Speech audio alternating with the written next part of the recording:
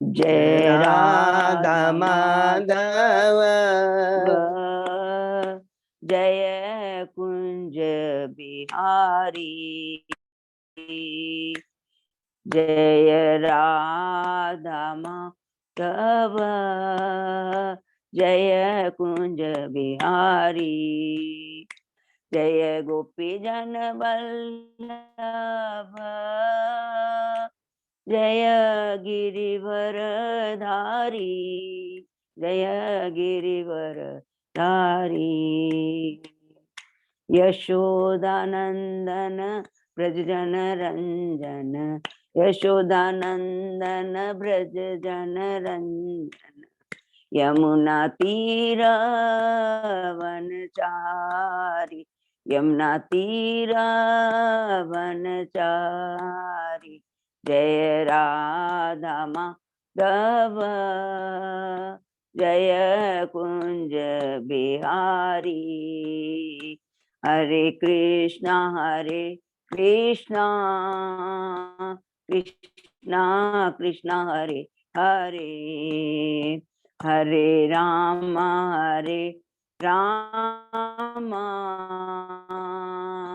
राम राम हरे हरे, हरे कृष्णा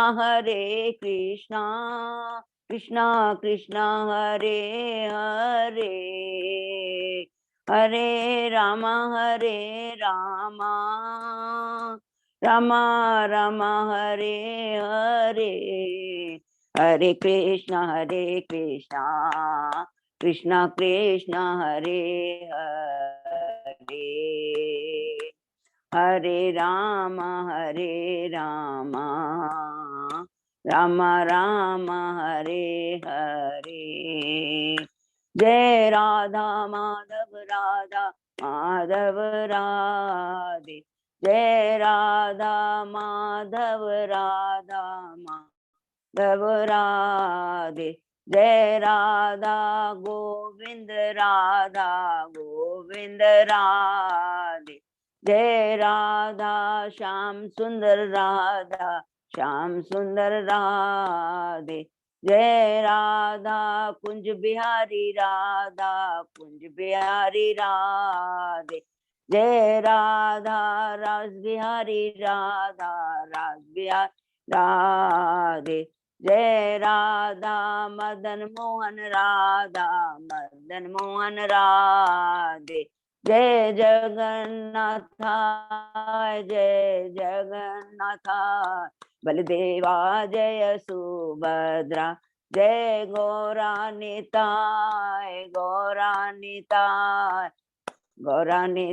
जय गौरानिताय, जय जय प्रभुपाद,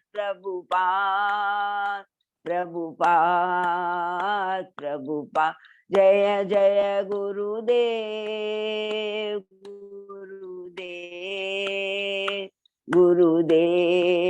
गुरुदेव, हरि नाम संकीर्तन की जय, शील प्रभुपाद की जय। हरि बोल हरि बोल हरि बोल। बहुत ही सुंदर, बहुत बहुत धन्यवाद हेमलता माता जी को और सभी भक्तों ने। आशा करता हूँ बहुत अच्छे से कीर्तन किया है। अब हम लोग मंगलाचरण करते हैं। ओम अज्ञान तिमिरांधस्य ज्ञानांजन शलाकया चक्षुरुन्मीलितं येन तस्मै श्री गुरुवे नमः। श्री चैतन्य मनोभीष्टं स्थापितं येन भूतले स्वयं रूप कदा मह्यं ददाति स्वपदान्तिकं। वन्देऽहं श्री गुरु श्रीयुतपदकमलं श्री गुरु वैष्णवांच श्री रूपं साग्रजातं सहगना रघुनाथं वितं तं सजीवं स्वाद्वैतं सावभूतं परिजं सहितं कृष्ण चैतन्य देवं। श्री राधा कृष्ण पादान सहगना ललिता श्री विशाखाभितांत च। नमः ओम विष्णुपादाय कृष्ण पृष्ठाय भूतले श्रीमते भक्ति वेदांत स्वामिनिति नामिने। नमस्ते सरस्वती देवे गौरवाणी प्रचारिणे निर्विशेषा शून्यवादी पाश्चात्य देश तारिणे। वांछा कल्पतरुभ्यश्च कृपा सिन्धुभ्येव च पतितानां पावनेभ्यो वैष्णवेभ्यो नमो नमः। नमो महावदान्याय कृष्ण प्रेम पदायते कृष्णाय कृष्ण चैतन्य नामने गौरत्विषे नमः। हे कृष्ण करुणा सिंधु दीन बंधु जगतपते गोपेश गोपिका कांत राधा कांत नमस्तुते। तप्त कांचन गौरांगी राधे बिंदाबनेश्वरी विषभानुसुते देवी प्रणमामि हरिप्रिय। नीलांचल निवासाय नित्याय परमात्मने बलभद्र सुभद्रायाम जगन्नाथाय ते नमः। जय श्री कृष्ण चैतन्य प्रभु नित्यानंद श्री अद्वैत गदाधर श्रीवासादि गौर भक्तवृंद मुखम करोति वाचालम पंगुलंगे गिम यत्कृपातमहं वंदे श्री गुरु मदीन तारिणम परमानंद माधवम श्री चैतन्य ईश्वरम। हरे कृष्ण कृष्ण कृष्ण हरे हरे हरे राम राम राम हरे। श्री मंगलाचरण की जय, शिला प्रभुपाद की जय। हरे कृष्णा। आज के श्री भागवतम पे प्रभु, आज के श्री भागवतम कक्षा में सभी भक्तों का हार्दिक स्वागत है। मैं सभी भक्तों के चरणों में अपना दंडवत प्रणाम करता हूँ। हम बहुत ही भाग्यशाली है, गुरु आचार्य कृष्ण सीनियर डिपोटी की कृपा से हम लोग श्रीमद् भागवतम की चर्चा कर पा रहे हैं आपस में मिलकर करके। कल हम लोगों ने कैंटो 3 के 5वां अध्याय शुरू किया था। शीर्षक है मैत्रेय से विदुर की वार्ता। मैत्रेय के पास में विदुर जी जाते हैं, वहां से हमने उसके पहले हमने 4 अध्याय कंप्लीट किए हैं, उसके हम लोग थोड़ा पुनरावृत्ति करते हैं। प्रथम अध्याय में है विदुर जी के प्रश्न, ये शीर्षक है। और इसमें शुरू करते हैं, परीक्षित महाराज विदुर जी सुखदेव गोस्वामी से पूछते हैं कि मैत्रेय मुनि से विदुर जी की कब और कहाँ मुलाकात हुई और उनके बीच में क्या परामर्श व विचार। हमने डिस्कस किया, उसमें कहा उत्तर में क्या पाया कि चूंकि दोनों ही परम भक्त थे और उन दोनों के बीच में जो भी डिस्कशन हुआ वो दिव्य बातों को लेकर था, अर्थात भगवान के भक्तों से संबंधित और बद्ध जीवों के कल्याण से संबंधित प्रश्न हुए होंगे। और यही भक्तों का और भगवान के भक्तों का यही एकमात्र इच्छा उद्देश्य रहता है, क्योंकि वो ही इच्छा आदेश भगवान की होती है। भगवान की आदेश के अनुसार ही हमारे भक्तों की भी वही इच्छा, भगवान की जो इच्छा होती है उसी के समान होती है। उसके बाद में हमने डिस्कस किया कि किस प्रकार डिस्कशन करते हैं, बताते हैं सुखदेव गोस्वामी पश्चिमाता को किस प्रकार पांडव के प्रति अत्याचार हुआ। हमने डिटेल में डिस्कस किया, सबको अच्छे से मालूम हो गया होगा। और उसके बाद में जब दुर्योधन अपमानित करता है विदुर जी को, तो विदुर जी वहां से हस्तिनापुर छोड़ के चले जाते हैं, क्योंकि ये भगवान की इच्छा थी। अंतरंगा शक्ति भगवान की विदुर जी पर कार्य की और दुर्योधन पर बहिरंगा शक्ति, याद रखेंगे। इसलिए उसने शब्दों का प्रयोग, खराब अपमानित किया, लेकिन उनकी चेतना परिवर्तित नहीं, चेतना में जरा भी परिवर्तन नहीं आया विदुर जी की, क्योंकि भगवान की अंतरंगा शक्ति में, नहीं तो वो भी उल्टा बोल सकते थे, नहीं, लेकिन क्योंकि वो भगवान के भक्त है नंबर 1, और भगवान हमेशा अपने भक्तों का ख्याल रखते हैं, उनकी भलाई के, तुरंत वहां से निकल जाते हैं तीर्थ यात्रा में। और यात्रा करते हुए आकर के उद्धव जी से मिलते हैं और उद्धव जी को आलिंगन करते हैं और उद्धव जी से वो भगवान राम, श्री कृष्ण, वसुदेव, अलग अलग जितने भी मथुरा वृंदावन और जितने भी मथुरा वृंदावन द्वारका में जितने भी उनके भगवान से संबंधित उनके भक्त, उनके बारे में डिस्कस करते हैं। दूसरे अध्याय में हम प्रवेश करते हैं, कृष्ण का स्मरण। इसका जब विदुर जी भगवान श्री कृष्ण के बारे में प्रश्न करते हैं, तो वो अपने मानवीय स्तर को खो करके एक आध्यात्मिक स्तर में पहुंच जाते हैं। कुछ देर तक शांत रहते हैं, फिर एक एक करके विदुर जी के प्रश्नों का उत्तर देते हैं। कहते हैं सूर्य रूपी भगवान इस धरा से चले गए, अस्त हो चुका है, नंबर 1।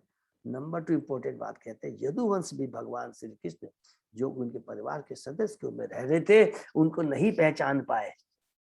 समुद्र से ही चंद्रमा भी निकलता है और मछली भी निकलती है, लेकिन मछली अपने को चंद्रमा के समान समझ बैठती है। वही कहते हैं कि यदुवंशों का था, वो भी कृष्ण को अपने समान ही साधारण समझते थे या ज्यादा से ज्यादा परमात्मा के रूप में समझते थे। भगवान ने बहुत सारी अलग अलग लीलाएं की। उद्धव जी कहते हैं उनकी लीलाएं इतनी दिव्य थी, स्वयं ब्रह्मा स्वयं विष्णु नारायण जो बैकुंठ में रहते हैं वो मोहित हो जाते हैं, बड़े बड़े देवता मोहित हो जाते हैं। गोपियों के बारे में बताया किस प्रकार ये व्यतीत हो जाती है कृष्ण की अनुपस्थिति की। उसके बाद में बताया कि भगवान तो त्रयोदशी के स्वामी है, त्रियों के स्वामी। हमने बहुत डिटेल में डिस्कस किया था। तीन लोक के, प्रकृति के तीन गुण होता, तीन ताप, तीन शक्तियां, सबके भगवान स्वामी है। उग्रसेन के भगवान कितने समर्पण सेवक भाव रूप उनके सामने उपस्थित होते थे। पुतना का उन्होंने किस प्रकार उद्धार किया, किस प्रकार उन्होंने शिशुपाल का उद्धार किया, शिशुपाल को साहिज मुक्ति प्रदान की। लेकिन शिशुपाल की जो मुक्ति प्रदान हुई थी, जो भक्तों को प्रदान होती है, दोनों में अलग है।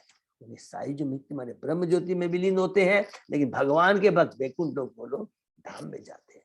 एक इंपॉर्टेंट डिस्कशन किया था, एग्जाम्पल आकाश था। एक आकाश में तैरना होता है और एक आकाश के लोक में रहना। तो जो शिशुपाल को जो ब्रह्म ज्योति मिली वो आकाश में तैरते रहते, ब्रह्म ज्योति में तैरते रहते, लेकिन भगवान के भक्त एक लोक में जाते हैं। ये याद रखें, ये दोनों की मुक्ति में फर्क है। उसके बाद में फिर से सीक्वेंस में बताते हैं किस प्रकार 25वें श्लोक में भगवान से किस प्रकार उन्होंने मथुरा में जन्म लिया, उसके वहां से कैसे वो गोकुल में ट्रांसफर किए गए, वृंदावन में ट्रांसफर किए, अलग अलग उन्होंने गोप के संग लीलाएं की। और वे जो गोप थे साधारण जीव नहीं थे, वो क्या थे, बड़े बड़े ऋषि मुनि थे जिन्होंने भगवान की संगति के लिए याचना की। किस प्रकार भगवान ने असुरों को मारा, खिलौनों की तरह तोड़ दिया। किस प्रकार भगवान ने गोवर्धन पर्वत को उठा करके सारे वृंदावन वासियों पर कृपा की। 24/7 लगातार अपना उन्होंने दर्शन दिया। फिर उन्होंने उद्धव जी ने भगवान ने जो रास लीला की थी उसके बारे में बताया। इसके बाद में हम तीसरे अध्याय में आते हैं। वृंदावन के बाहर भगवान की लीलाएं, मथुरा में भगवान आते हैं, कंस का वध करते हैं और सांदीपुनि मुनि से वो शिक्षा ग्रहण करते हैं और गुरु दक्षिणा में वो उनके मरे हुए पुत्र को यमलोक से वापस लाकर देते हैं। रुक्मणी से संग विवाह के किस प्रकार की सत्यभामा को परिजात वृक्ष स्वर्ग से लाकर दिए। अलग अलग जिलाओं के बारे में हमने बहुत डिटेल, किस प्रकार उन्होंने भीम तथा मुचकुंदा पर कृपा करी, कालरान यौवन को और जरासंध को उनके हाथों मरवाकर किस प्रकार भगवान अपने भक्तों को श्रेय प्रदान करते हैं। कुरुक्षेत्र के युद्ध में उसी प्रकार अर्जुन को श्रेय प्रदान करते हैं। दुर्योधन मारा जाता है, भगवान खुश नहीं होते हैं क्योंकि वही उनका। कुरुक्षेत्र के युद्ध के बाद में युधिष्ठिर महाराज को सिंहासन पर स्थापित कर देते हैं, उनसे 3 अश्वमेघ यज्ञ करवाते हैं और उसके बाद में भगवान सोचते मेरा कार्य पूरा हो गया, ब्रह्मा जी ने जो कहा था वो कार्य पूरा हो गया, अब मुझे यहाँ से पलायन करना चाहिए। तो वो द्वारका में जो उनके संगी थे उनको पहले इस धरा से वो हटा देना चाहते थे। उसके बाद सोचा कि मैं जाऊंगा, इसके लिए उन्होंने भूषण लीला की। बहुत सुंदर लीला है, किस प्रकार जो यदुवंशी देवता देवलोक से आए थे उनको प्रभास क्षेत्र में पहले उन्होंने लीला करके ट्रांसफर किया। प्रभास क्षेत्र में जाकर करके किस प्रकार ब्राह्मणों के प्रति उन्होंने अपराध कराए, ये सब भगवान की अंतरंग शक्ति हुआ और उस अपराध के चलते उन्हें अभिशाप मिला और सारे यदुवंशी प्रभास क्षेत्र आपस में लड़ करके मर जाते हैं। तब भगवान सीधे वहां से पलायन करते हैं। पलायन करके ये 4थे अध्याय में है कि किस प्रकार भगवान की पलायन करके सरस्वती नदी के तट पे भगवान आ जाते हैं और वहां पर उद्धव जी उनको खोजते हुए पहुंच जाते हैं और मैत्रेय मुनि भी वहां पर पहुंच जाते हैं। अज्ञात संस्कृति के चलते भगवान श्री कृष्ण खुश हो जाते हैं। उद्धव बहुत शुद्ध भक्त है, भगवान उनका मुखारबिंद को देख के कहते हैं, उद्धव तुमने मेरी संगति की याचना की थी, इच्छा की थी, मैं उसे भूला नहीं, ये तुम्हारा अंतिम जन्म है। मैं तुम्हें वो दिव्य ज्ञान दूंगा जो मैंने चतुश्लोकी भागवतम ब्रह्मा जी को दी थी। उससे भी बड़ा तुम्हें दिव्य ज्ञान होगा। उद्धव जी खुश हो जाते हैं, आंखों से पानी गिरते हैं और कहते हैं कृष्णा, तुम्हारी सारा जन्म, तुम्हारी सारे कर्म बड़े दिव्य है। तुम्हारी एक एक एक्टिविटी में, लीला में विरोधाभास दिखता है। आप तो परम सन्यासी हो, वैरागी हो, लेकिन आप गृहस्थ जीवन यापन करते हो। काल भी आपसे डरता है, लेकिन आप जरासंध से डर करके भाग जाते हो।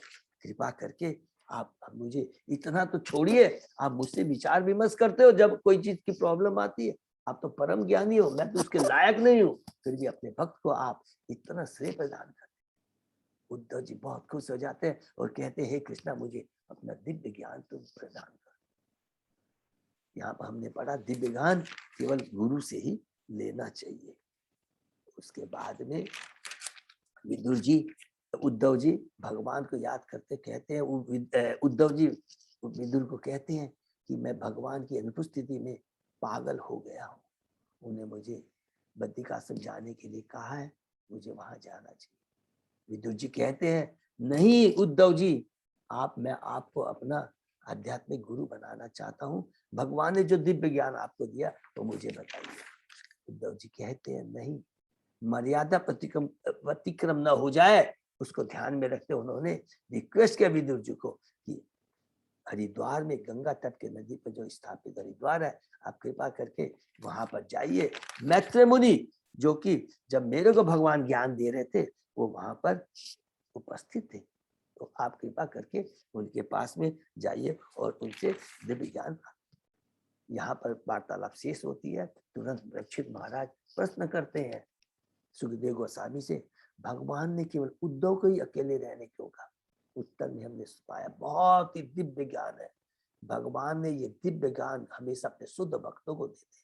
गीता का ज्ञान अर्जुन को दिया, और गीता से भी बढ़कर जो दिव्य ज्ञान है, जो कि भगवत गीता में नहीं दिया गया था, वो उद्धव को दिया। वो चाहते थे, उद्धव तुम बद्रिकाश्रम में जाओ, वहां के जितने ऋषि मुनि है उनको मेरे दिव्य ज्ञान से उनको शिक्षित करो, उनका कल्याण करो। उसके बाद में उद्धव जी चले जाते हैं बद्रिकाश्रम, और विदुर जी चले आते हैं हरिद्वार। तो हम लोग 5वें अध्याय में प्रवेश करते हैं, जिसके अंदर में विदुर जी के बारे में पहला श्लोक जो हमने पढ़ा बहुत ही पावरफुल। सुखदेव गोस्वामी जी कहते हैं, सुशीलता से पूर्ण तथा अध्यात्म में तुष्ट विदुर जी ने विश्व के अगाध महान विद्वान मुनि मैत्रेय के पास पहुंचकर उनसे पूछा। तो ये जो पहला प्रश्न है, देखिए कितना सुंदर कोरिलेशन है। हम थोड़ा धीरे चलेंगे, लेकिन हम बिगिनिंग जहां से भागवतम कर रहे हैं और एंड जहां भागवतम में करेंगे, तो उद्देश्य जो भगवान का श्री भागवतम का था, जो व्यास देव जी ने जो भागवतम लिखी थी, उसमें नारद जी ने एक ही चीज कहा था कि तुमको वो ग्रंथ लिखना है जिसमें एकमात्र केवल भगवान के भक्तों को छोड़कर और कोई भौतिक बातें नहीं है। इसलिए भागवतम के पहले इस श्लोक में जो ऋषि थे, जो कि सनकादि मुनि थे, उन्होंने क्या प्रश्न किया था कि जीवन वास्तव में मनुष्य जीवन का उद्देश्य क्या है और सारे शास्त्रों का निचोड़ क्या है। ये पहले 2 प्रश्न थे 6 प्रश्नों में से। सेम चीज सुखदेव गोस्वामी जी ने कैंटो 10 के एंड में किया था, जब उनको अभिशाप मिला था ब्राह्मण पुत्र से, और वो यमुना नदी के तट पे आकर के यही प्रश्न करते, 2 प्रश्न कि जीवन का वास्तव में उद्देश्य क्या है, मृत्यु के साथ जीव को क्या करना चाहिए। और यहाँ पर विदुर जी जब मैत्रेय मुनि से मिलते हैं, एक ही सवाल यही प्रश्न होता है। विदुर ने पूछा, इस संसार का प्रत्येक व्यक्ति, याद रखें कि क्या वर्ड था, इस संसार का प्रत्येक व्यक्ति सुख प्राप्त करने के लिए अनेक सकाम कर्मों में प्रवृत्त होता है। कुछ व्यक्ति नहीं लिखा है, विदुर जी ने वर्ड का प्रत्येक व्यक्ति।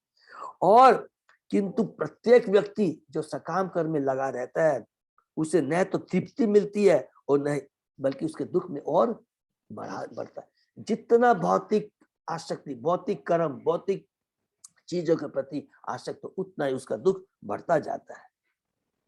अतः कृपा करके हमें बताइए, असली सुख किससे प्राप्त होता है। प्रभुपाद जी तात्पर्य में कहते हैं, सर्वप्रथम मनुष्य हम जीव को माया के वशीभूत अपनी असली स्थिति जानना चाहिए। जीवन स्वरूप है कृष्ण नित्य दास, भगवान के आदेश का पालन करना, भगवान के हम दास है, ये ज्ञान होना, यही वास्तविक हमारी स्थिति। मोह में आकर मनुष्य सोचता है कि वह मात्र सकाम कर्मों के द्वारा सुखी हो सकता है, किंतु होता यह है कि मनुष्य कर्म तथा कर्म फल के जाल में और ज्यादा से ज्यादा फंसता चला जाता है। कितना इंपॉर्टेंट विदुर जी ने कहा सब योग। दूसरा में कहते हैं, विदुर जी कहते हैं, हे प्रभु, महान परोपकारी आत्माएं भगवान की ओर से पृथ्वी पर उन पतित आत्माओं पर दया दिखलाने के लिए विचरण करती है। विदुर जी को ले लीजिए, वो स्वयं इसके लिए है। उद्धव जी को ले लीजिए, नारद जी को ले लीजिए, ये सब भगवान की क्या है, महान परोपकारी आत्माएं। तो एक एक वर्ग हम ध्यान करेंगे, याद आ जाता है। वास्तविक परोपकार किसको बोलते हैं, वास्तविक दया किसको बोलते हैं। परोपकार दया का मतलब है कि जो इस बद्ध जीव को इस भौतिक जगत से किस प्रकार निकला जाए वो ज्ञान प्रदान करते, वो वास्तव में परोपकार है, वही वास्तव में जीव पर दया है और कोई दूसरी नहीं। जो भगवान की अधीनता को स्वीकार न करके अपना मुख उनसे मोड़ लेते, उन बद्ध जीवों पर जो कि इस भौतिक जगत में आकर भगवान से अपना मुख मोड़ कर स्वतंत्र होकर के भगवान के अधीन नहीं होना, दास नहीं बनना चाहते, मालिक बन करके इस भौतिक जगत में विचरण करते हैं और तकलीफ पाते हैं। प्रभुपाद जी कहते हैं भगवान की इच्छाओं के प्रति आज्ञाकारी रहना हर जीव की स्वाभाविक, किंतु विगत दुष्कर्मों के कारण, देखिए बहुत इंपॉर्टेंट प्रभुपाद जी ने लिखा, किंतु विगत दुष्कर्मों के कारण ही जीव भगवान की अधीनता के विचार से मुख मोड़ता है और भौतिक संसार के सारे कष्टों को भोगता है। अतः भगवान के शुद्ध भक्त हम पतित आत्माओं पर कृपा करने के लिए भगवान के संदेश उनके पास ले जाते हैं। चेतन महाप्रभु का जवाब, जारे देखो तारे को कृष्ण उपदेश आमार आज्ञा गुरु तारे। अतः भगवान के शुद्ध भक्त हम पति आत्मा की बात करने के लिए भगवान के संदेश उनके पास ले जाते हैं। अतः जो भगवान की भयंकर शक्ति से ग्रस्त है उन्हें इन शुद्ध भक्तों की संगति का लाभ उठाना चाहिए। उसके बाद में लास्ट श्लोक में हमने कल पढ़ा कि विदुर जी आके कहते हैं, हे महर्षि, आप में भगवान की दिव्य भक्ति के विषय में उपदेश, जिससे हर एक के हृदय में परमात्मा रूप में स्थित भगवान प्रसन्न होकर परम सत्य विषयक व ज्ञान प्रदान करने के लिए प्रसन्न हो। कहते हैं कि हमें दिव्य ज्ञान का उपदेश दीजिए। उससे क्या होगा, अगर हम भगवान की भक्ति के बारे में डिस्कस करेंगे, भगवान की भक्ति करेंगे, तो हमारे हृदय में जो परमात्मा रूप की भगवान, परमात्मा के रूप में भगवान बैठे हुए, वो प्रसन्न हो जाएंगे और प्रसन्न होकर करके वो हमें दिव्य ज्ञान प्रदान करेंगे। क्योंकि भगवान अपना दिव्य ज्ञान उन्हीं को देते हैं जो उनकी भक्ति में लगे रहते हैं। तो ये बहुत, तो यहाँ तक हम लोगों ने किया, उसके आगे आज हम डिस्कस करें। ओम नमो भगवते वासुदेवाय, ओम नमो भगवते वासुदेवाय, ओम नमो भगवते वासुदेवाय। नारायण नमस्कृत्य नरं चैव नरोत्तमं देवी सरस्वती व्यासं ततो जयम् उदीरये। नष्ट प्रायेषु अभद्रेषु नित्यं भागवत सेवया, भगवती उत्तम श्लोके भक्ति भवति नैष्ठिकी। आराधयो भगवान ब्रजेश तनय ततदाम वृंदावनम, रमया काचित् उपासना व्रजवधु वर्गेण्या कल्पिता। श्रीमद्भागवतम प्रमाणम अमलम प्रेम पुमर्तो महा, श्री चैतन्य महाप्रभो मतम इदम तत आदरो न पर। हरे कृष्ण कृष्ण कृष्ण हरे हरे, हरे राम राम राम हरे। श्लोक नंबर 5 अजय प्रभु जी, 5 हरि बोल। अध्याय कैंटो 3 अध्याय 5 श्लोक नंबर 5। करोति कर्माणि कृत अवतारे यानि आत्मतंतो भगवान अधीश, यथा ससर्ज अग्रे इदं गिरि निरीह संस्थाप्य वृत्तिम जगतो विदते। हरि बोल। हे महर्षि, कृपा करके बतलाए कि किस तरह तीनों लोकों की इच्छा रहित स्वतंत्र स्वामी तथा समस्त शक्तियों के नियंता भगवान अवतारों को स्वीकार करते हैं और किस तरह विराट जगत को उत्पन्न करते हैं, जिनके पालन के लिए सुव्यवस्थित नियम बने हुए। हरि बोल। यहाँ पर भगवान देखिए क्या बता रहे हैं, तीनों लोक के स्वामी, उच्च लोक, मध्य लोक, निम्न लोक, समस्त शक्तियों के नियंता, जितनी भी शक्ति है, बहिरंगा शक्ति, अंतरंगा शक्ति, तटस्था शक्ति, सब क्या है, भगवान उनके मालिक है। अवतारों को स्वीकार कर और किस तरह विराट जगत को उत्पन्न करते हैं, अर्थात यहाँ पर पुरुषा अवतार के बारे में पूछते हैं। पहले बताते हैं भक्ति, भगवान की परम भक्ति के बारे में बताते हैं कि बद्ध जीव जो भगवान से मुख मोड़ लेते हैं किस प्रकार भक्ति परम उत्तम है। अब यहाँ पर भगवान के बारे में फिर पूछना शुरू करते हैं, क्योंकि जब भी जो भी देखेंगे, जितने भी पूरी भागवतम में प्रश्न है, आप देखेंगे जो महान परोपकारी आत्माएं हैं भगवान, वो केवल भगवान के बारे में प्रश्न। अब यहाँ पर भी हमको याद है कैंटो 2 में चौथे अध्याय में, पहले दूसरे तीसरे अध्याय में जो कैंटो 1 के जो 2 प्रश्न थे कि जीव का कैसे उद्धार होता है और मनुष्य का जीवन, पूरे जीवन में क्या कर्तव्य है और मृत्यु के समय से क्या करना चाहिए था, उसका जवाब पहले दूसरे तीसरे अध्याय ऑफ कैंटो 2 में कहा क्या, भक्ति उत्तम है, श्रवण कीर्तन और स्मरण। फिर चौथे अध्याय में सुखदेव गोस्वामी परीक्षित महाराज के तुरंत क्या प्रश्न करते हैं, मुझे भगवान की सृष्टि के बारे में। सेम चीज यहीं पर आकर देखे विदुर जी मैत्रेय मुनि से बोलते हैं, मुझे भगवान के पुरुषावतार के बारे में, जिनके पालन के सुव्यवस्थित नियम बने हुए हैं। ऐसा क्यों करते हैं, क्योंकि बहुत इंपॉर्टेंट है बद्ध जीव को, जो भगवान की साकार रूप पर विश्वास नहीं करते हैं। वो कहते हैं जो कुछ हम देखते हैं हम उसी पर विश्वास करेंगे।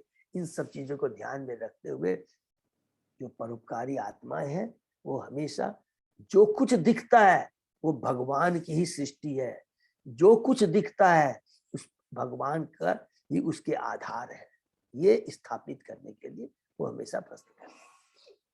तात्पर्य, भगवान श्री कृष्ण आदि भगवान है, जिनसे कारण दक्षाय विष्णु, गर्भदक्षाय विष्णु, चतुर्दक्षाय विष्णु, ये तीनों अवतार विस्तार प्राप्त पाते हैं।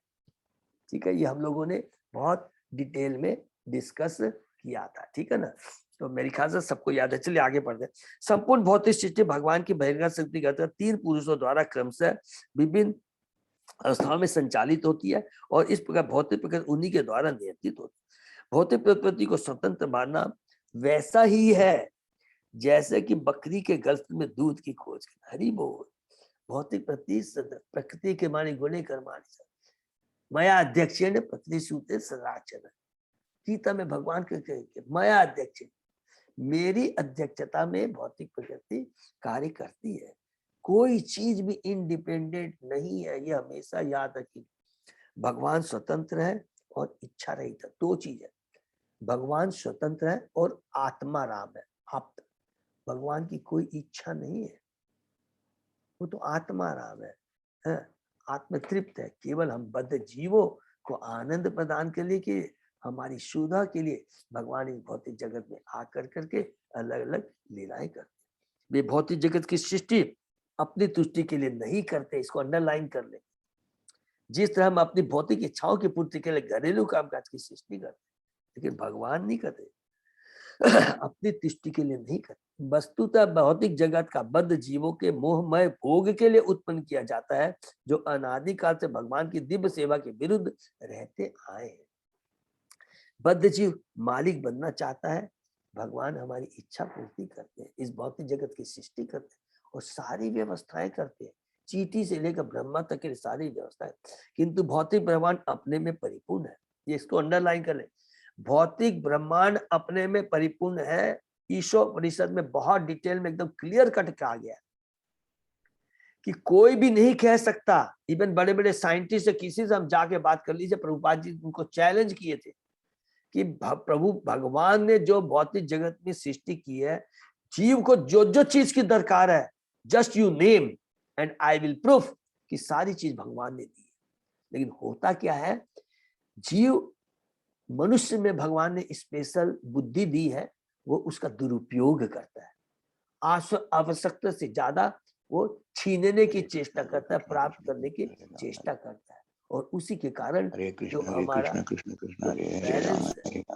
वो क्या होता है कि जो बहुत पूरा ये संसार में जो डिसबैलेंस होता है, अनइक्वल डिस्ट्रीब्यूशन ऑफ संपत्ति का होता है, ये हमारे चलते होता है।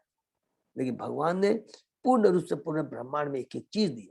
भौतिक जगत में भरण पोषण का कोई अभाव नहीं है। अल्प ज्ञान के कारण भौतिकतावादी जन पृथ्वी पर जनसंख्या की दिखावटी वृद्धि पर विचलित हो उठते हैं, किंतु जब भी पृथ्वी पर कोई जीव आता है, भगवान तुरंत ही उसके जीवन निर्वाह की व्यवस्था करते हैं। इसको अंडरलाइन करें।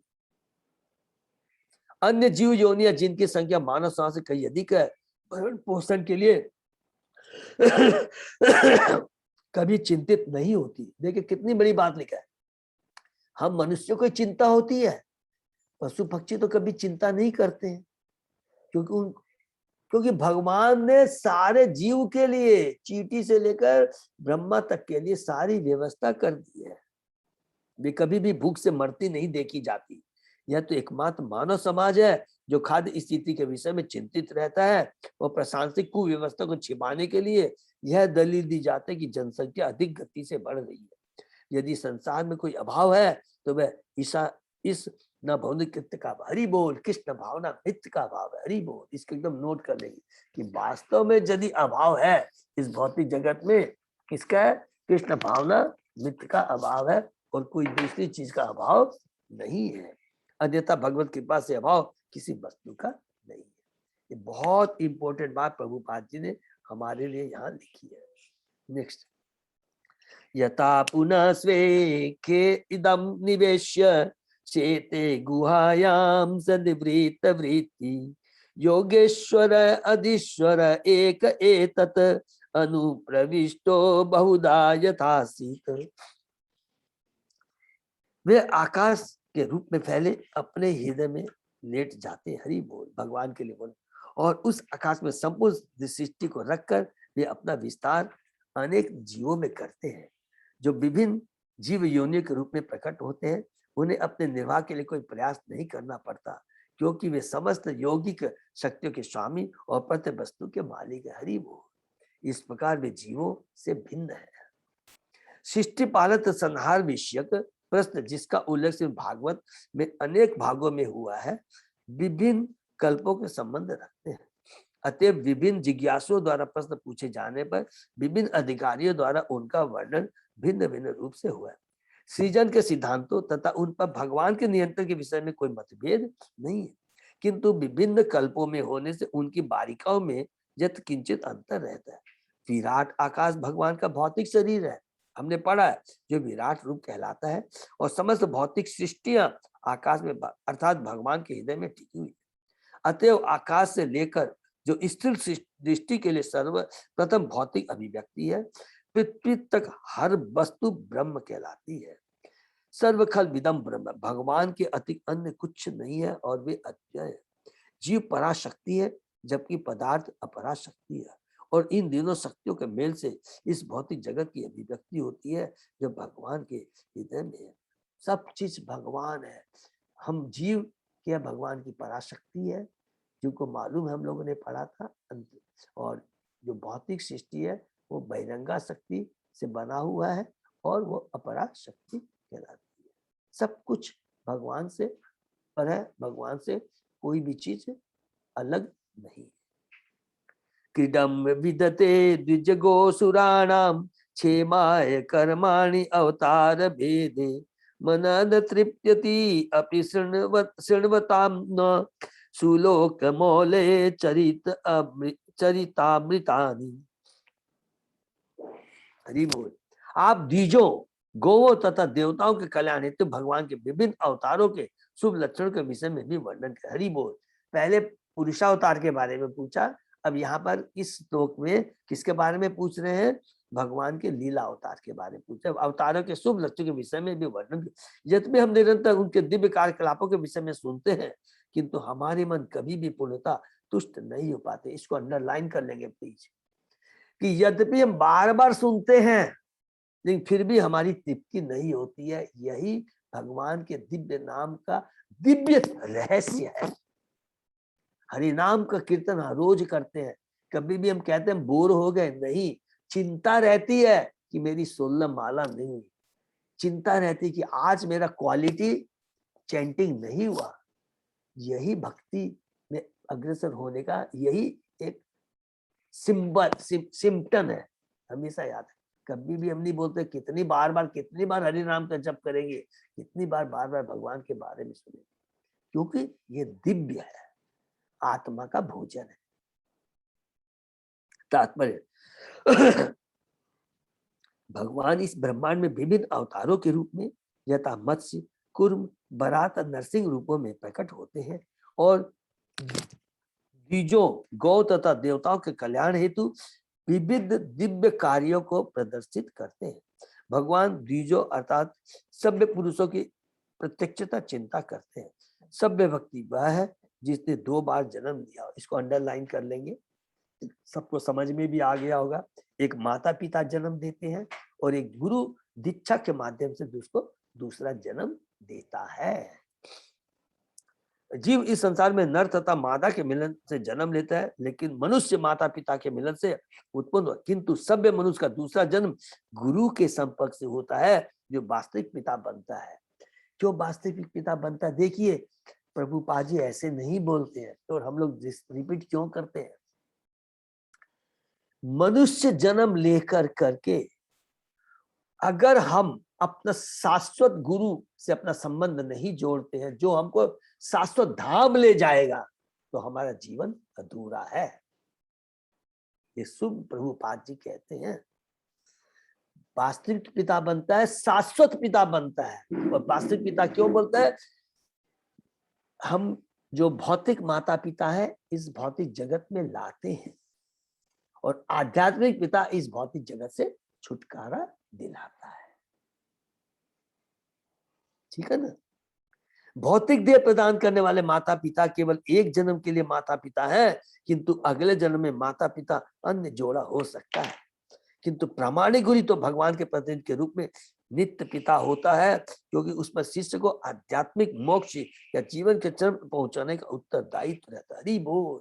इसको नोट कर लेंगे कि आज इस जन्म में हम आध्यात्मिक जगत में नहीं जा सके, लेकिन अगला जो जन्म होता है माता पिता दूसरे होंगे, तीसरा, चौथा, पांचवा, छठा माता पिता दूसरे हो सकते हैं। लेकिन इस जन्म में जिस गुरु से हमने दीक्षा ली है, जब तक हम गोलोक धाम नहीं चले जाएंगे, वो गुरु हमारे पर कृपा बनाए रखेंगे। मैंने वो शाश्वत गुरु शाश्वत धाम तक पहुंचाए।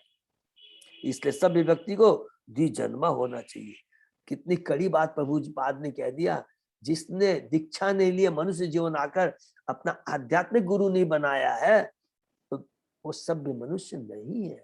ये प्रभु पाद जी कह रहे हैं, अन्यथा वह निम्न पशुओं के तुल्य है। मनुष्य शरीर को पूर्णता प्रदान करने के लिए गाय सबसे महत्वपूर्ण पशु है। शरीर का पालन पोषण किसी भी तरह से भोज्य पदार्थ से किया जा सकता है, किंतु मनुष्य के मस्तिष्क के सूक्ष्मतम तंत्रों के विकास के लिए गाय का दूध विशेष रूप से आवश्यक होता है।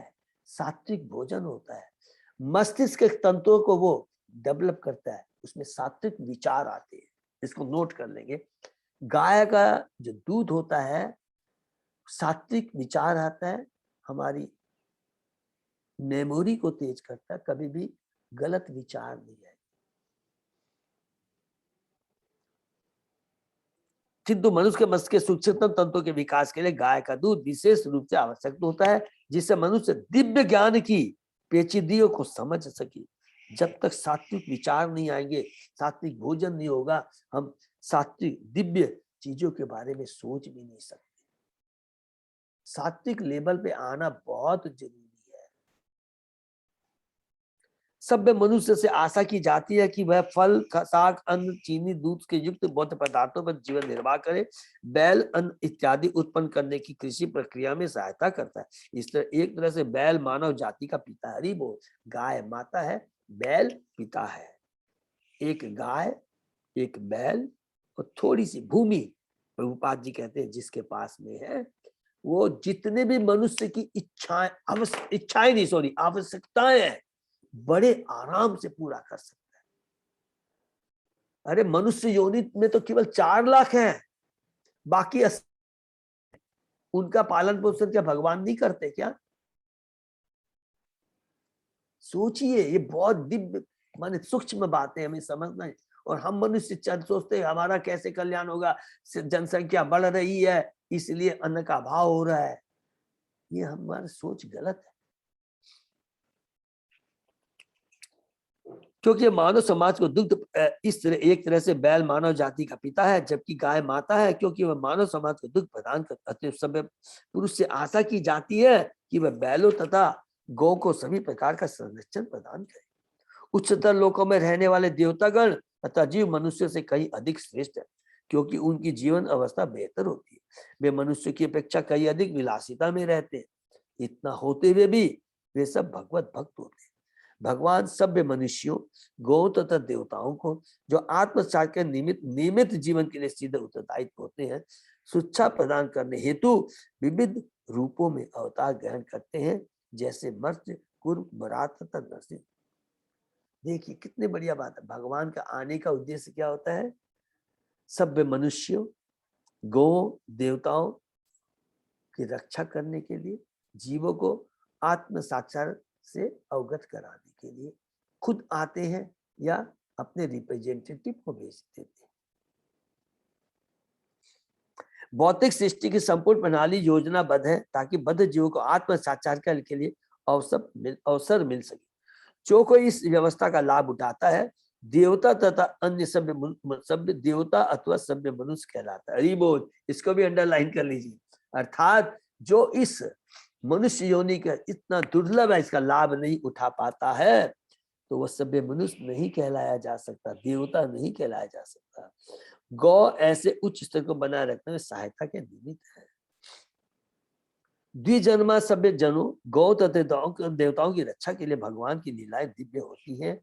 मनुष्य में अच्छी कथा कहानियां सुनने की प्रवृत्ति होती है, अतः विकसित आत्मा की रुचियों की तुष्टि हेतु बाजार में अनेक पुस्तकें, पत्रिकाएं तथा समाचार पत्र, किंतु एक बार पढ़ लेने के बाद ऐसे साहित्य आनंद बासी पड़ जाता है। हरि बोल। और ऐसे साहित्य को बार बार पढ़ने में लोगों की रुचि नहीं रह जाती। वस्तुतः समाचार पत्र 1 घंटे से भी कम समय पर पढ़े जाते हैं और उसके बाद कूड़ादान में फेंक दिए जाते हैं। अन्य समस्त लौकिक साहित्य का भी यही हाल है, परंतु भगवत गीता से भागवत जैसे दिव्य ग्रंथों का सौंदर्य यह है कि ये कभी पुराने नहीं पढ़ते, क्योंकि वे दिव्य है। नोट करेंगे, क्योंकि भगवान और भगवान के भगवत गीता भागवतम भगवान से अभिन्न है। जब भगवान शाश्वत है, सच्चिदानंद है, तो ये हम उनके शास्त्र जो उनसे अभिन्न है कैसे पुराने हो सकते हैं? सदैव नए नए रहते हैं। ये दिव्य है, ये भौतिक नहीं है। भौतिक चीजों से जीव उब जाता है। क्यों जीव उब जाता है? कि आत्मा सच्चिदानंद है और आत्मा का भोजन है भगवान के नाम गुण लीलाओं का श्रवण करना, ये भोजन है। तो उस आत्मा को अगर हम भौतिक चीजें देंगे तो कैसे सुखी होगी? बोर हो जाएगी। वही आत्मा को आत्मा का भोजन, दिव्य भोजन देंगे, नाम भगवान के नाम रूप श्रवण कीर्तन स्मरण ये देंगे, भगवान के भक्त के बारे में सुनाएंगे, तो उसमें आत्मा को आनंद मिलता है।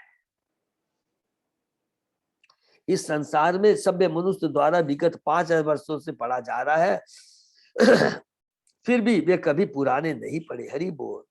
इस संसार में उन्हें सभ्य मनुष्य द्वारा विगत पढ़े, ये उन्हें का मतलब यहाँ पर श्रीमद् गीता और भागवतम। विद्वानों तथा भक्तों के लिए ये विचारहीन है, चिर नवीन है, और भगवत गीता तथा भागवत के श्लोकों के नित्य पाठ से विदुर जैसे भक्तों की भी तृप्ति नहीं होती। विदुर ने मैत्र से भेंट करने के पूर्व भगवान की लीलाओं का न जाने कितनी बार श्रवण किया होगा। इसको अंडरलाइन कर लेंगे प्लीज। विदुर ने मैत्र से भेंट करने के पहले भगवान की लीलाओं का न जाने कितनी बार श्रवण किया होगा, किंतु वे फिर भी उन्हीं कथाओं की पुनरावृत्ति चाह रहे थे, क्योंकि उन्हें सुनने से वे तृप्त नहीं हो पाए। भगवान की महिमा मंडित लीलाओं की दिव्य प्रकृति ऐसी ही होती है। जितना हम रिवीजन करेंगे, रिपीट करेंगे, उतना आनंद आएगा। स्पेशली हम कलयुगी बद्ध जीव हैं। कई बार सोचते हमने ये पढ़ लिया यार, क्यों बार बार इसको रिपीट करें? लेकिन ये प्रभुपाद जी कहते हैं, विदुर जी आज्ञा देते हैं, बार बार लगातार हमें सुनना चाहिए, रिपीट करना चाहिए। तो हमारी चेतना क्या है? हमेशा कृष्णमय बनी रहेगी। नेक्स्ट, ये तत्व भेदे अधिलोकनाथो लोकान अवलोकान सह लोकपालान अचिक्लिप्त यत्र हि सर्वसत्व निकाय भेद अधिकृत प्रतीत। समस्त राजाओं के परम राजा ने विभिन्न लोकों की तथा आवास स्थलों की सृष्टि की, जहां प्रकृति के गुणों और कर्म के अनुसार सारे जीव स्थित हैं, और उन्होंने उनके विभिन्न राजाओं तथा शासकों का भी सृजन किया। हरि बोल। भगवान ने ये सृष्टि की है और प्रकृति के गुणों कर्मों के अनुसार सारे जीव स्थित है।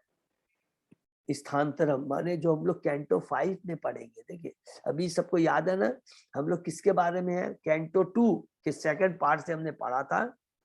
कैंटो 3 के हाफ पार्ट तक क्या है, सर्ग के बारे में, माने भगवान की सृष्टि के बारे में। उसके बाद में कैंटो 3 के सेकंड पार्ट से लेकर के कैंटो 5 के हाफ तक हम लोग विसर्ग के बारे में पढ़ेंगे, माने ब्रह्मा जी के द्वारा सृष्टि के बारे में। और यहाँ पर हिंट दिया गया है कि अलग अलग स्थान, माने जीव अपने कर्म और स्वभाव के अनुसार भगवान ने ये विराट जगत की स्थापना की और उसमें 14 भुवन बनाए, जिसमें अलग अलग जीवों को उसके कर्म स्वभाव के अनुसार स्थापित किया है। ठीक है ना।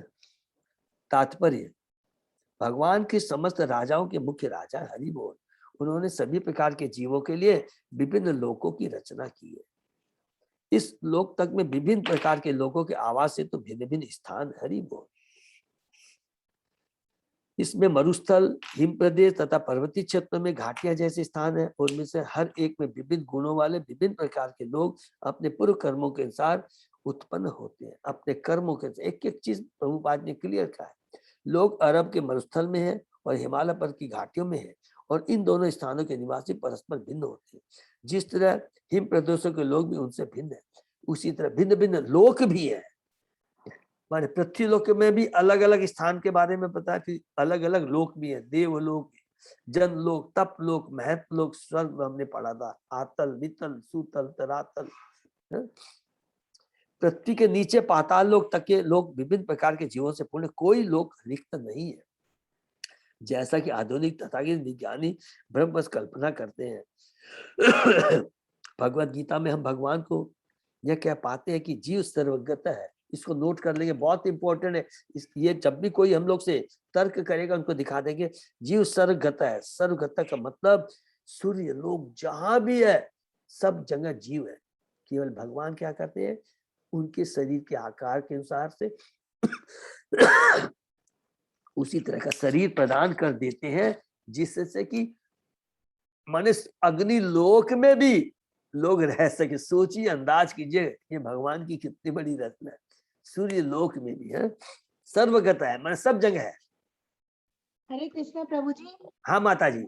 तो देखिए आप जहाँ जहाँ जैसे अटलांटा वगैरह में जो मनुष्य तो ठीक है कुछ भी ओढ़ लेता है कर लेता है, किंतु जानवर जो कि बोलते हैं कि भगवान पे पूरी तरह से डिपेंडेंट है, तो उनका वैसा ही फर का बनाते हैं, उनमें चमड़ी और सब तरह से उनकी व्यवस्था रखते हैं। माता जी मैं आपको एक बहुत, माने सब लोग प्लीज रहेंगे, बहुत ध्यान से सुनेंगे, जो मेरे रियलाइजेशन आता। आप सोचिए, अपने मनुष्यों में आप देखेंगे, ये बहुत अच्छी, जो सड़क पे बच्चे पैदा होते हैं, देखिए वो किसी तरह कुछ भी रहते हैं, उनको कोई फर्क नहीं पड़ता कि जैसा जो चीज हो, तो माने, और हम लोग का थोड़ा सा भी रहता है, अरे सर्दी लगे, हमारे बच्चों को जुकाम हो गया, ये हो गया।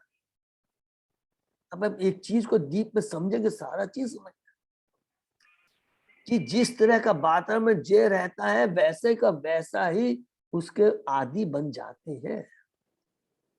समझे ना। तो ये भगवान की बहुत, माने भगवान अद्भुत कर्मण है, माने हम सोच नहीं सकते। प्रभु, हाँ प्रभु। जैसा पेट का ज्यादा तबीयत खराब होता है, हाँ क्या बोले प्रभु? जो पेट है ना, पेट हाँ उसका बाबू। ज्यादा तबीयत खराब होता है। बाहर में जैसा घूमता है वो लोगों को कुछ नहीं होता है जैसा। हरि बोल। ठीक है ना। ये बहुत, माने ये इस चीज को अगर रियलाइज करते हैं तो वो सब समझ में आ जाए। माने भगवान की जो कृपा है, एक एक चीज को ये यदि हम समझ लेंगे, प्रभुपाद जी के तात्पर्य समझ में आ जाएगा, तो एक ही चीज निर्णय मिलेगा, एक ही हम डिसीजन में पहुंचेंगे। इधर उधर माथा पीछी न करके, ज्यादा तर्क में न जा करके, केवल जो मनुष्य योनि बड़ी दुर्लभ है, इसका कैसे सदुपयोग करे, भगवान की भक्ति करे, बस यही एकमात्र हमारे उद्देश्य है। और इसी के बारे में बार बार सोचना है, क्योंकि हमने पढ़ा ना, भगवान की हम सोच भी नहीं सकते हैं कि भगवान कितने महान है, सोच भी नहीं सकते। सोचिए, हम लोग केवल इसी ब्रह्मांड की बात कर रहे हैं कि एटलांटिस, मरुस्थल, अलग अलग देशों की बात, ऐसे कितने बताइए, पृथ्वीलोक के अलावा कितने 14 भुवन है, और 14 भुवन के अंदर में बताइए अलग तरह के जीव हैं, अलग तरह का वातावरण है, क्लाइमेट है, सब कुछ भगवान ने बनाया है। और इसको भगवान केवल अपने पुरुषत्व माध्य, केवल अपनी दृष्टि से ऐसे असंख्य ब्रह्मांड की उत्पत्ति कर देते। सोचिए, केवल दृष्टि पात्र से असंख्य ब्रह्मांड हो जाते, तो भगवान की लीला परम्पार। अतएव इसमें कोई संदेह नहीं कि अन्य लोकों में भी हमारी तरह के निवासी हैं, कभी कभी हमसे अधिक बुद्धि तथा अधिक ऐश्वर्य वाले। उन अधिक बुद्धिमानों के रहने के लिए जो स्थितियां है, वे इस पृथ्वी की अपेक्षा अधिक विलासपूर्ण है।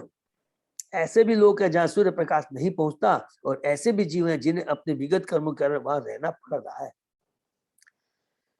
रहने की स्थितियों की ऐसी सारी योजनाएं भगवान द्वारा बनाई जाती है, किसके अनुसार? जीवों के कर्म और स्वभाव के अनुसार। जैसी चेतना होती है, अंत काले स्मरे यम यम वापी स्मरण भाव, अंत काल जैसी चेतना होगी, जैसी हमारी कार्य होंगे, सब चेतना हमारे कर्म के साथ, चेतना के साथ हमारा कर्म होगा, कर्म के अनुसार हमारा स्वभाव बनेगा, और अंतिम समय उसी कर्म स्वभाव को लेकर के भगवान इस पूरे ब्रह्मांड के जो 14 भुवन है उसमें हमको स्थापित कर देते। सिंपली चीज है। और सबसे बड़ी बात है, डिटेल में हम लोग पढ़ेंगे कि पृथ्वी लोक में जो है, इवन देवता लोग तरसते रहते हैं कि पृथ्वी लोक में जो मनुष्य है, जिनको भगवान ने इतनी सारी सुविधा व्यवस्था स्थापित की है, 4 लाख मनुष्य योनियों में, हम मनुष्य योनि सोचे कितने भाग्यशाली। आज बैठकर हम लोग श्रीमद् भागवतम की चर्चा कर रहे हैं, जो हमको इस भौतिक जगत से छुटकारा दिलाएगा। कितने भाग्यशाली है, इसको हमको कंटिन्यू रखना चाहिए। कैसे करेंगे? भक्तों की कृपा जब मिलेगी, एक दूसरे से मिल कर करके भगवान के नाम गुण मिलाओ का समय कीर्तन स्मरण हम करेंगे। ये बहुत ये बहुत जीवन। ये न प्रजानाम उत आत्मकर्म रूप अभिधानाम च विधाम व्यधत नारायणो विश्वसिक आत्मयोनि एतच्च न वर्णय विप्रवर्य। हे ब्राह्मण श्रेष्ठ, आप यह भी बतलाए कि ब्रह्मांड के सृष्टा तथा आत्मनिर्भर प्रभु नारायण के किस तरह विभिन्न जीवों के स्वभाव, कार्यों, रूपों, लक्षणों तथा नामों की पृथक पृथक रचना की है, जो अभी हमने डिस्कस भी कर लिया। फिर भी प्रत्येक जीव प्रकृति के गुणों के साथ अपनी सहज परिवर्तन की योजना के अंतर्गत है। उसके कार्य प्रकृति के 3 गुणों के अनुसार अभिव्यक्त होते हैं, और उसका स्वरूप तथा शारीरिक लक्षण उसके कर्म के अनुसार गढ़े जाते हैं, और उसका नाम उसके शारीरिक स्वरूप के अनुसार प्रदान किया जाता है। उदाहरणार्थ, उच्च जाति के लोग श्वेत होते, शुक्ल होते हैं, और निम्न जाति के लोग काले होते हैं। यह गोरे काले का विभाजन मनुष्य के जीवन के श्याम तथा शुक्ल कार्यों के अनुसार होता है। पवित्र कार्यों से मनुष्य का जन्म अच्छे तथा उच्च परिवार में होता है, वह धनी बनता है, विद्वान बनता है, और सुंदर शारीरिक स्वरूप प्राप्त करता है। अपवित्र कार्यों से मनुष्य वंश की स्थिति के फलस्वरूप निर्धन बनता है, सदैव अभावग्रस्त रहता है, मूर्ख या अशिक्षित रहता है, और कुरूप शरीर पाता है। विदुर ने मैत्र से अनुरोध किया कि वे भगवान नारायण द्वारा निर्मित समस्त जीवों के इन अंतरों का वर्णन। याद रखेंगे, बहुत इंपॉर्टेंट पॉइंट है ये। प्रभुपाद जी किस चीज के बारे में बता रहे हैं? जीवों के भौतिक कर्मों के अनुसार। याद रखेंगे, लेकिन भक्ति के लिए चाहे वो निम्न अवस्था में हो चाहे उच्च कोटि में हो, कुछ कोई फर्क नहीं पड़ता। ये कोई भी जीव कहीं भी है, वो भगवान की भक्ति कर सकता है। ये हमेशा याद, इसलिए वो ज्यादा इंपॉर्टेंट है कि हम निर्धन है या धनवान है, रूप सुंदर है, कुरूप है, कोई माने नहीं रखता है, ये हमेशा याद रखेंगे। हाँ नेक्स्ट, परावरेशाम भगवन् व्रतानि श्रुतानि मे व्यास मुखात अभीक्षणम अतृप्तनुम क्षुल्ल सुख आवहानाम तेषामृते कृष्ण कथा अमृतोधात। हरि बोल। हे प्रभु, मैं व्यासदेव के मुख से मानव समाज के इन उच्चतर तथा निम्नतर पदों के विषय में बार बार सुन चुका हूँ, और मैं इन कम महत्व वाले विषयों तथा उनके मुखों से पूर्णतः तृप्त हूँ। इसको देखिए, उत्तर मिल गया जो हम लोग डिस्कस कर रहे थे, इसको लिख लीजिए। और मैं इन कम महत्व वाले विषयों तथा उनके मुख से पूर्णतः तृप्त हूँ। ये कोई माने नहीं रखता, पर वे विषय बिना कृष्ण विषय कथाओं के अमृत से मुझे तुष्ट नहीं कर सके। हरि बोल। लेकिन जहाँ कृष्ण की कथा नहीं, ये सब का वर्णन कोई, महाभारत में बड़े जितने भी व्यासदेव ने इतने इतने शास्त्र लिखे, वो खुद ही तुष्ट नहीं हुए। हमने कैंटो 1 में जब पहले दूसरे तीसरे अध्याय में 6 प्रश्नों का जो सोनकादि ऋषियों ने जो प्रश्न किए थे, उत्तर देने के बाद में चौथे पांचवें छठे अध्याय में हमने क्या पढ़ा था? श्रीमद् भागवतम का सृष्टि कैसे, उसमें व्यासदेव जी कहते हैं मैंने इतनी रचनाएं की लेकिन मुझे तुष्टि नहीं मिली। तब नारद जी आके बोलते हैं तुमने बहुत सारे तो शास्त्र लिखे, लेकिन तुमने वो शास्त्र नहीं लिखा जिसमें भगवान के केवल नाम रूप लीलाओं का श्रवण कीर्तन। तुमने तो धर्म अर्थ काम मोक्ष सबको उसमें डाला है अन्य शास्त्रों में, लेकिन भागवतम में धर्म अर्थ काम मोक्ष को नेग्लेक्ट रिजेक्ट कर दिया गया है। हमने पढ़ा है ना, तो यही चीज बता रहे हैं विदुर जी यहाँ पे। चूंकि लोग सामाजिक तथा ऐतिहासिक प्रस्तुतियों को सुनने में अत्यधिक रुचि लेते हैं, अतः श्री व्यासदेव ने पुराण तथा महाभारत जैसे अनेक ग्रंथों की रचना की है। ये ग्रंथ सामान्यतों के लिए पठनीय सामग्री है, और इनकी रचना उसमें उस इस भावना मृत को जागृत करने के लिए की गई थी, जिसे लोग भौतिक जगत के बद्ध जीवन में अब भूल चुके हैं।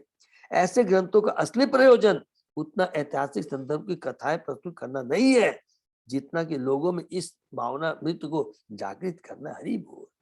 उदाहरणार्थ महाभारत कुरुक्षेत्र के युद्ध का इतिहास है, और सामान्य जन इसे पढ़ते हैं क्योंकि यह मानव समाज विषयक सामाजिक राजनीतिक तथा आर्थिक समस्याओं की कथाओं से ओतप्रोत।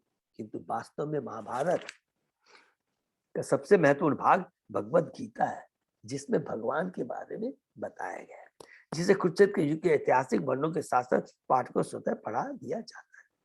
विदुर ने मैत्रेय को बताया कि वे लौकिक सामाजिक राजनीतिक कथाओं के ज्ञान से पूर्णतः तृप्त हो चुके हैं, अतः अब उनमें उनके लिए कोई रुचि नहीं है। इसको अंडरलाइन कर लीजिए, अब उनको रुचि नहीं है।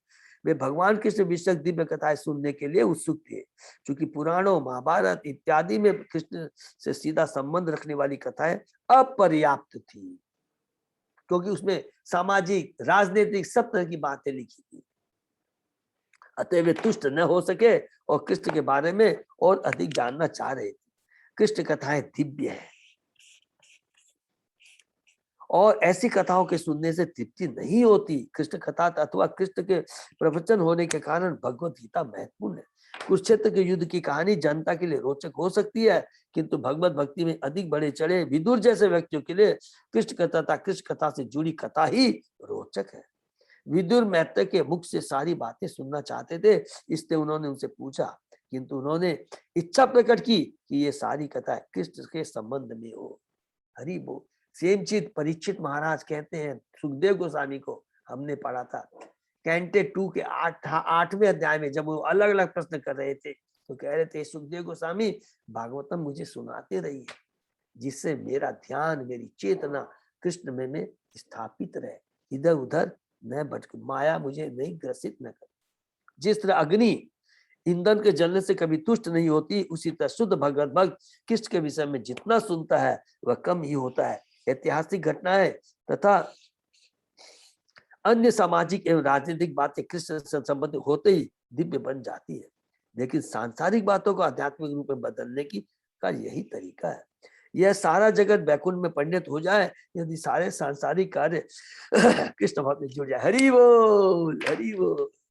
क्या बढ़िया बात बोल रहे प्रभुपाद जी कि अगर सारे जगत में हरि नाम का प्रचार हो जाए इस भौतिक जन्म में, कलयुग में, तो ये कलयुग न रहकर ये भी बैकुंठ लोक में परिणत हो जाएगा।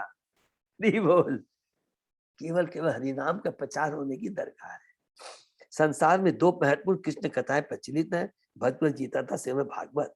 श्रीमद् भगवत गीता कृष्ण कथा है क्योंकि इसे कृष्ण ने कहा था, जबकि श्रीमद् भागवत इसलिए कृष्ण कथा क्योंकि इसमें कृष्ण के विषय में कहा गया है। बहुत लोग यदि समझना चाहे, वैसे हमारे भक्त बहुत एक्सपर्ट है, समझ में आ गया। भगवत गीता भगवान के द्वारे बोली गई है और श्रीमद् भागवतम भगवान के बारे में बोला गया है। ठीक है ना, ये दोनों यही फर्क है। श्री चैतन्य महाप्रभु ने अपने सारे शिष्यों को संसार भर में बिना भेदभाव के कृष्ण कथा का प्रचार करने के लिए कहा, क्योंकि कृष्ण कथा की दिव्य शक्ति हर एक को भौतिक कलवश से शुद्ध बना सकती है। हरि बोल। इसको अंडरलाइन कर लेंगे प्लीज। क्योंकि कृष्ण कथा की दिव्य शक्ति, कृष्ण कथा में वो दिव्य शक्ति है जो हर एक को भौतिक कलवश से शुद्ध बना सकती है। कोई अलग से प्रयास करने की दरकार नहीं है, कोई ऐसा नहीं कोई दवा लेना, केवल भगवत गीता भागवतम शुद्ध भक्तों के मुखार बिंद से सुनेंगे तो वो दिव्य पुरुष, जो भगवत भक्त वो भी दिव्य पुरुष है, और उनके मुखार बिंद से दिव्य कथा के बारे में सुनेंगे तो वो जो दिव्य शक्ति है हमारी भौतिक इच्छाओं को पूरा काट देगी, अपने आप स्वतः ही काट देगी और भौतिक जगत के प्रति अनासक्ति और भगवान के प्रति आसक्ति उत्पन्न कर देगी। हरे कृष्णा। एक यहाँ पर भगवान की भक्ति के बारे में जो लिखा है, मैं भूल गया बोलना, वो अग्नि के समान है। अग्नि में जितना भी आप कुछ डालते रहे, अग्नि कभी नहीं बोलती है कि मैं तुष्ट हो गई, स्वाहा स्वाहा। उसी प्रकार जितनी हम भगवान की भक्ति करेंगे, आत्मा कभी नहीं बोलेगी कि मैं तुष्ट हो गई, आत्मा बोलेगी और मुझे बोलो, और मुझे कृष्ण नाम दो। यही इच्छा होती है आत्मा को, और यही भगवान के नाम में दिव्य शक्ति। हरे कृष्णा। तो बहुत बहुत अच्छा विदुर जी को बहुत बहुत धन्यवाद। इतना सुंदर प्रश्न और प्रभुपाद जी का जो तात्पर्य है, हम बच्चियों को कितना सुंदर ढंग से कृष्ण भावना से जोड़ रहे हैं। रियली प्रभुपाद जी का हम लोग ऋण कभी नहीं चुका सकते। हरि बोल। हरे कृष्णा प्रभु जी। इस भावनामृत और कृष्ण भावनामृत में क्या डिफरेंस? एक ही है ना प्रभु जी? एक ही। ईश माने भगवान तो एक ही है ना, कृष्ण है। और कोई किसी का प्रश्न? तो हम लोग यहीं पे विराम देते हैं। बहुत बहुत धन्यवाद सब भक्तों को। और जस्ट एक तो थोड़ा सा just I wanted to check with all the devotees कि अभी हम लोग जैसे रिवीजन करते हैं, इसको थोड़ा और रिड्यूस करना है या करके ज्यादा और टाइम हमको मिले तो और आगे हम लोग कवर कर सके। तो अगर एकदम फ्रैंकली मेरे को बताएंगे। हाँ प्रभु जी, अपने लोग का बहुत 1 घंटा ही टाइम है ना, 2 घंटा का टाइम में आधा घंटा रिवीजन ठीक रहता है, किंतु 1 घंटे के टाइम में आधा घंटा रिवीजन ऐसे लगता है ना कि 3-4 ही कवर हो पाता है, तो वो इसीलिए माता जी चाहे और आप ज्यादा अच्छा समझते प्रभु जी। नहीं वो आप लोग बताएंगे जैसे। हरे कृष्णा प्रभु जी। हाँ माता जी प्रणाम प्रभु जी। जैसे चल रहा है वही ठीक है, समझ में तो आ रहा है सर थोड़ा। तो सब लोग एक बात अजय प्रभु को बता देंगे। मीनू माता जी के भी ओपिनियन ले लिया हमने, प्रमिला माता जी का भी ले लिया। तो जैसा जहाँ जो इम्पोर्टेंट रहता है ना, जैसे अध्याय जब कंप्लीट होता है पूरा चैप्टर, एक अध्याय, तो उसको तो अपने रिपीट करेंगे ही पूरा अच्छे से। बाद बाकी जो डेली का श्लोक चल रहा है तो उसमें मेन इंपॉर्टेंट के हिसाब से लेकर के जो है 10 मिनट जैसे रिवीजन करते हैं, ताकि मतलब भूमिका स्टार्ट करने से ही तो फिर चालू रहता है, ठीक रहता है। तो आप थोड़ा सा 10-5 मिनट और कम कर सकते हो उसमें, अदरवाइज ठीक ही है ऐसे मेरे हिसाब से भी। ठीक है, तो हम लोग ऐसे करते हैं कि मैंने रिवीजन का फिर उसी हिसाब से करूँ। मैंने रिवीजन में maximum we should take only 10 minute, 5 to 10 minutes, right? हाँ ठीक है, ओके। तो जैसे तो वैसे हम लोग करेंगे कि रिवीजन को कर करके फिर आगे जितना श्लोक कवर कर सके उनको करेंगे। ठीक है ना? ठीक है। तो मैं वैसे ही हरि बोल। हरे कृष्णा हरि बोल। हरे कृष्णा हरि बोल। हरे कृष्ण प्रभु जी, दंडवत प्रणाम। दंडवत प्रणाम प्रणाम प्रभु। आज का हरे कृष्ण, वो दंडवत वो है क्या कोई अनाउंसमेंट प्रभु जी। अनाउंसमेंट प्रभु नहीं है कृष्ण प्रभु दंडवत प्रणाम। दंडवत प्रणाम प्रोग्राम तो नहीं प्रभु जी, 31 का कोई मंदिर है प्रभु। मंदिर में आजकल कुछ नहीं है ना आज? नहीं प्रभु, अभी थोड़ा सा नहीं किया, थोड़ा सा उसको लेकर के, हाँ चक्र को लेकर सब थोड़ा सा वो नहीं रिस्क लेना चाह रहे हैं। तो वैसे मोहन गौर प्रभु तो करते हैं, वो बहुत ईयर एंड में पूरा एक तो ऑनलाइन प्रोग्राम करते हैं, शायद इस बार नहीं कर पाए। तो हम लोगों को आज बहुत अच्छा हुआ अजय प्रभु ने याद दिला दिया। तो हम लोग आज ज्यादा से ज्यादा क्या है कि भगवान से प्रार्थना मांगे कि जो हमारा नया साल है कृष्णमय हो, हम ज्यादा से ज्यादा और भक्ति कर सके, भक्तों का संग मिल सके। तो इसी प्रार्थना के साथ हम लोग अपना नया साल शुरू करें। हरे कृष्णा। कल हम लोग क्लास नहीं करेंगे प्रभु जी, न्यू ईयर का बिगनिंग में है माता जी। कल क्लास नहीं हो सकता फॉर हाफ एन आवर, जो भी भजन माता जी भक्ति शास्त्री है माता जी, भक्ति शास्त्री। भक्ति शास्त्री कितना बजे है? 7 से 9 टाइम ही रहता है, तो कल वही टाइम रहता है माता जी, वो हो नहीं पाएगा। माता जी कल मंदिर दर्शन कीजिए, कल मंदिर जाइए, कल मंदिर दर्शन जाइए। हरि बोल। राखी माता जी कल मंदिर जरूर जाइए। हाँ बहुत बढ़िया उन्होंने जरूर जाएंगे। हरे कल शाम को मंदिर थैंक यू प्रभु जी। तो वैसा ही प्रोग्राम करना है। हरे कृष्णा प्रभु जी, दंडवत हरे कृष्णा। प्रणाम। दंड प्रणाम माता जी, दंड हरे कृष्णा प्रभु जी, हरे कृष्णा प्रभु जी। अजय प्रभु जी, हम लोग की गीता जी आ गई क्या? मैं कल करूंगा, थोड़ा सा 31 का काम में बिजी हूँ मैं। हाँ प्रभु का आज हम लोग हरे कृष्णा चार्टर्ड है मुझे 1-2 दिन में करवा देंगे तो मुझे थोड़ा आराम हो जाएगा। मैं कल 2 तारीख को दे दूंगा माता जी, रविवार। हाँ प्रभु जी, ठीक प्रभु जी। हरे कृष्णा। हरे कृष्ण। सही भक्तों का बहुत बहुत धन्यवाद। तो आज हरे कृष्णा और कल सोमवार से क्लास शुरू करते हैं।